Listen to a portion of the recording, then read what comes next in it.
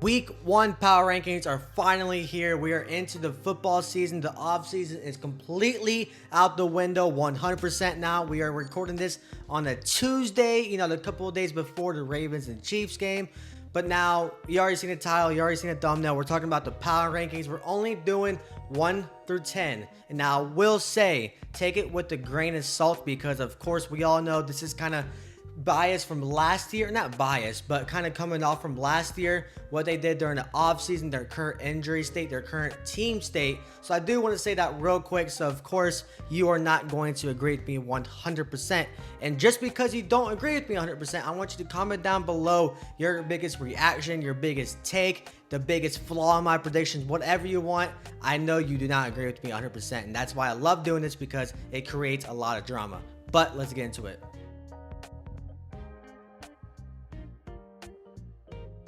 Starting off with the number 10 team, the team that did not make the playoffs last year, but were really close, even with the banged up quarterback. The Cincinnati Bengals are my number 10 team. Now, as of right now, the Bengals do not really have major injuries on their team. Of course, we all know Joe Burrow was hurt most of the year last year. If anything, I think like 3/4 of the season last year, and they were still relatively an okay football team. This team's still really good with Jamar Chase, Trey Hendrickson. I don't know why I can never say his name right the first time, but you already know their defense is pretty good.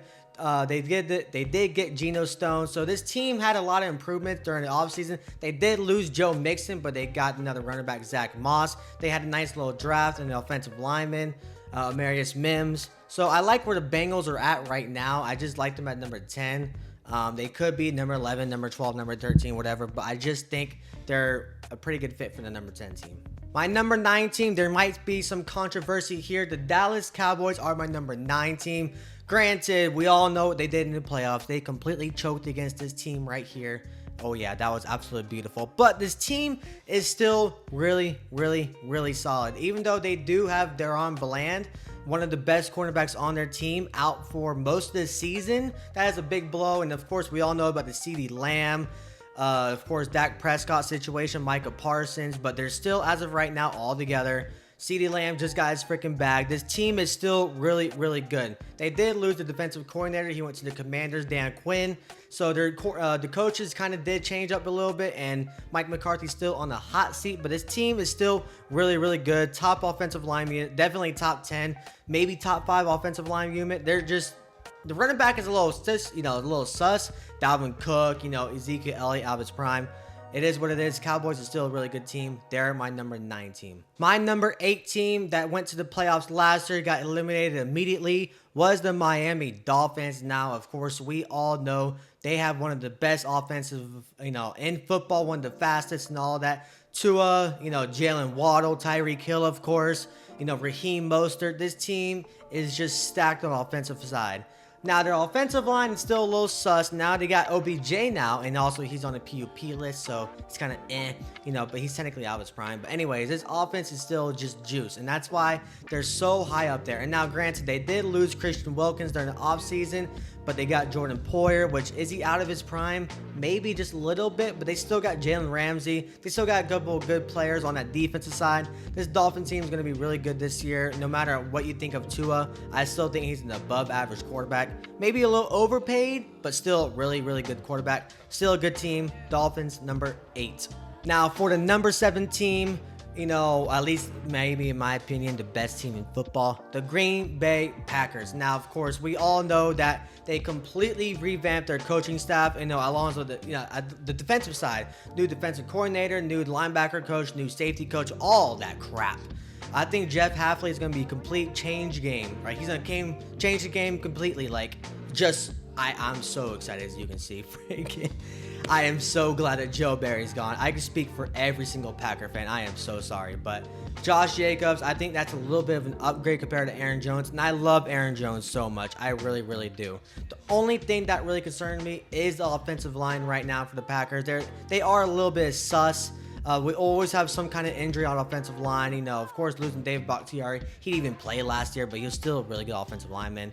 I've talked about him many times in my video. But long story short, the Packers are basically the same. Made a couple of major moves, like running back, defensive coordinator and all that. number 17 for the Green Bay Packers. The number 6 team who the Packers are actually playing the first week is the Philadelphia Eagles. Now, I don't care what you have to say about Jalen Hurts. I don't care what you have to say about what happened at the end of the season last year, like the last 5 to 6 games. Yes, they did fall off the face of the earth. We all know that. They still have a very good team. Even with Jason Kelce retiring, I still think the offensive line is a very good unit. Now, granted, he's going to be a big blow for sure. Jalen Hurts is going to have to definitely improve his game. But now they got Saquon. Of course, you already know they got A.J. Brown, Devontae Smith, Dallas Goedert. Like, this team is just stacked on the offensive side, stacked offensive line.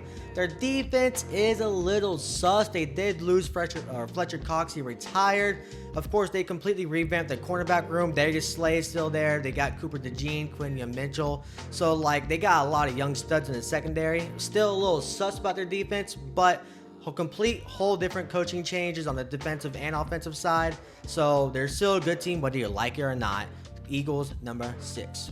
My number 5 team is the Houston Texans. I just absolutely love what this team did during the offseason. They got Stephon Diggs from the Bills. They got Danielle Hunter, the edge rusher from the Minnesota Vikings. This team was just already good last year with CJ Stroud. Of course, now they got Joe Mixon along with Nico Collins and all that. This offense is stacked for sure. My biggest question is that offensive line. They do have Laremy Tunsil, but other than that, they're kind of questionable, at least in my opinion. Their defense still has a couple of questions too, but overall, this team, I think, is just, at least from their momentum last year going into the playoffs, really good team. I love what the Texans did again, like I just said, in the offseason. They are my number 5 team. My number 4 team of the NFL Power Rankings Week 1 edition is the San Francisco 49ers. Now, of course, we all also know all the offseason drama with Brandon Ayuk, Trent Williams, etc. They had a big negotiation with their contracts. They wanted to hold out, etc. But both of them did get signed. Brandon Ayuk about $30 million a year for 4 years. Trent Williams was re-signed today, I heard, but I still don't know any information about that. But, he's back in camp and all that, so everything is good with him for sure. But this overall team for the 49ers is still really, really good. Christian McCaffrey, Brock Purdy, which I think he's an above average quarterback. Just a little bit above average, okay? Let me say that. They still got a really good offensive line, good wide receivers, Debo. Defense is stacked. Even though Dre Greenlaw is out for at least a little bit, I still think that defense is still really, really, really good with Nick Bosa. San Francisco 49ers went to the Super Bowl for a reason last year. They are my number 4 team. My number 3 team is the Detroit Lions, unfortunately, from the Packers fans standpoint. But I have to admit it, the Lions are just a stacked team. Now, we all know, I always say that. We all know, Jason, Jesus Christ. I'm sorry about the little rant, but this team is still really, really, really good.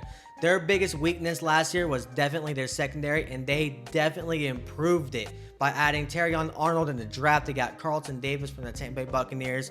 Their offensive line is probably the top 3 unit of the offensive line groups within the NFL.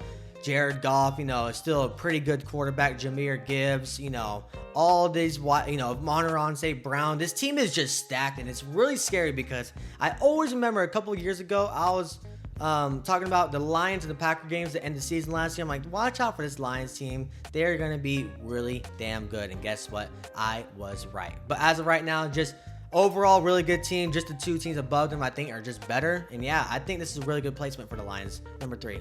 The number 2 team, and then I'll pop up the number 1 team right after, is the Baltimore Ravens as my number 2.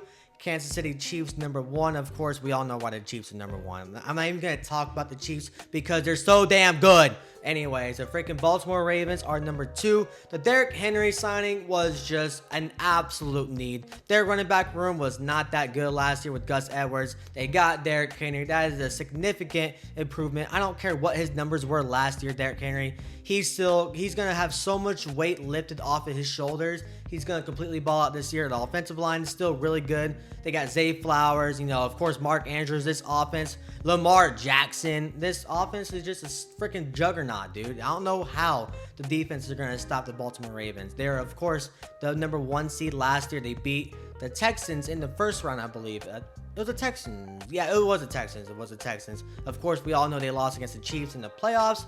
But this team is still really good. They got above average defense. I like the coach a lot. Baltimore Ravens are the best fit for number 2 right now, but the reigning Super Bowl champions for the first 2 years, or the last 2 years, I'm sorry, Kansas City Chiefs is just a no doubter. I mean, if you don't have the Chiefs as your number 1 team, you're just not a smart person in the football world. Oh, I mean, I'm not the smartest person either, but yeah, no. If you say the Chiefs are not number 1, you deserve no credit. I'm just joking. But Chiefs, Patrick Mahomes, Isaiah Pacheco, Travis Kelce, Chris Jones. This team's just stacked. They did lose a couple of people. L'Jarius Sneed, it's a big blow for their defense, but they're going to make it up. They're going to be fine, Even though they got no wide receivers, it feels like right now. I know Hollywood Brown is hurt for at least a few weeks. Rashee Rice, I still think he is playing. I'm not 100% sure with his legal issues, but pretty sure he's still on the team right now. But yeah, I mean, Chiefs are always going to be number 1 until proven otherwise. Let me know what you think down in the comments. I know this is an interesting video, interesting takes, but guess what? You like it whether you like it or not. Yeah, I'm out of here. Deuces.